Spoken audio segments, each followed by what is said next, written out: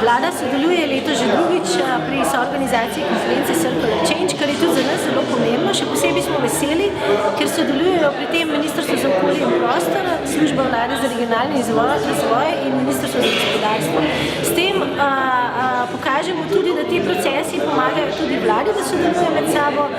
Veseli smo pa tudi, da skupaj s Circular Change ustvarjamo sinergijo pri komunikaciji krožnega gospodarstva in mislim, da smo na tak način več, ko nas sodeluje, boljši smo.